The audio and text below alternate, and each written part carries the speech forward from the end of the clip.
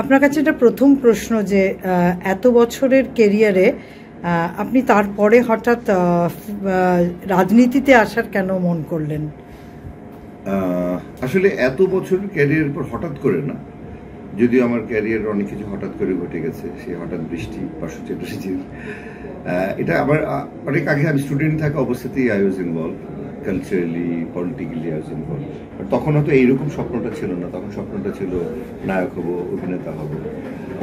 তারপর থেকে মানে আমি 2001-এ আমি প্রথম ন্যাশনাল অ্যাওয়ার্ড পাই মাননীয় প্রধানমন্ত্রীর হাত থেকে, শেখ হাসিনার হাত থেকে। এরপর থেকেই তার সাথে আমার একটা সম্পর্ক তৈরি হওয়া শুরু হয়, যেটা 2008-এর পর থেকে খুব স্ট্রংলি আমরা মুভ করা শুরু করি।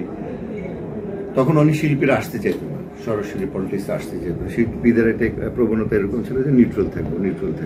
তো আমার কাছে নিরপেক্ষ থাকা মানে, আমার কাছে মনে হয়তো যে নিরপেক্ষ থাকা মানে হচ্ছে চুপ হয়ে থাকা। কেউ তো নিরপেক্ষ হতে পারে না, কারো পক্ষে বা বিপক্ষে যেতেই হবে। আমার রাজনৈতিক দর্শন থাকতেই পারে, আদর্শ থাকতেই পারে। আমি বঙ্গবন্ধুর আদর্শে, আমার আদর্শ জাতীয় জনক বঙ্গবন্ধু শেখ মুজিবুর রহমান, তার কন্যা যখন কাজ করলো, বাংলাদেশের উন্নয়ন করা শুরু করলো, বাংলাদেশের ভাগ্য বদলে গেল, বাংলাদেশের মানুষের ভাগ্য বদলে গেল। বাংলাদেশ আজকে বিশ্বে একটা মর্যাদাশীল রাষ্ট্র হিসেবে স্বীকৃতি পেয়েছে। তো ওনার সাথে থেকে আমি গত 15 বছর ধরে সরাসরি আওয়ামী লীগের প্রচার কার্যে অংশ নেওয়া শুরু করলাম। এবং একটা সময় গিয়ে আমার মনে হলো যে আমি যদি মানুষের কল্যাণ করতে চাই, মানুষের জন্য ভালো কিছু করতে চাই, তবে আমার মনে হয়েছে যে সরাসরি সম্পৃক্ত হলে অনেক বেশি ভালো কাজ করা সম্ভব। এইভাবে আস্তে আস্তে আসলে এখানে আসা, এবং এই ঢাকা 10 মাননীয় প্রধানমন্ত্রী আমাকে এটার নৌকা আমার হাতে তুলে দিয়েছেন। সো আমি তার আস্থা, তার বিশ্বাস, ভালোবাসা নিয়ে সেটা চেষ্টা করেছি যে এখানকার নৌকার বিজয় এনে সেটা ফিরিয়ে দেব। তো গতকালকে নির্বাচন হয়েছে।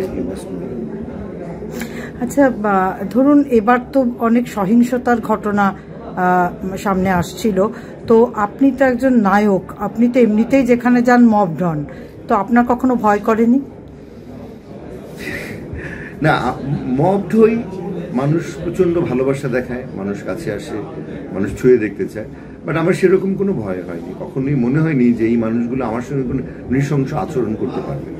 আচ্ছা, আপনার পরবর্তী শুটিং কবে ফিল্মের?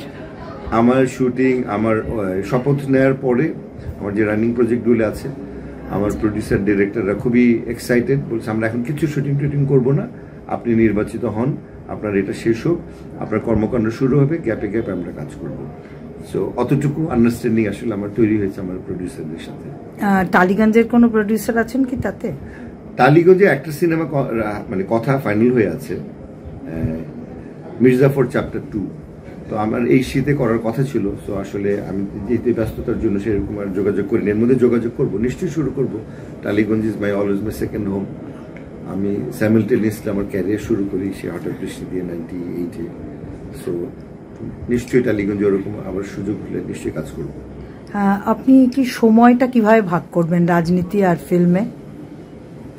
আমি গত কয়েক বছর ধরে এমনিতেই ফিল্ম খুব কম করি। আমি এমনিতেই বছরে 1-2 এরকম কাজ করি। ওরকম প্রজেক্ট কাজ করব ডেফিনেটলি আমি মানে মানুষের কাছে গিয়ে যখন তাদের কাজগুলো করব, সো এগুলো তো একটা লম্বা প্রসিডিউরের কাজ। তো সেক্ষেত্রে আমার জন্য মাসে 2-4 দিন বের করে নেয় আমার মনে কোনো সমস্যা হবে না। এটা ডিপেন্ড করে আসলে যে হাউ ইউ ওয়ান্ট, তাই না? মানে what's the purpose of your life in this world. So আমি যখন পারপাসটা জেনে যাই বা বুঝে গেছি, আমার যেটা মনে হয়েছে মানবের কল্যাণে, মানুষের কল্যাণে আমি কাজ করতে চাই। So at the same time আমার আইডেন্টিটি হচ্ছে কি ফিল্ম অ্যাক্টর, ফেরদৌস।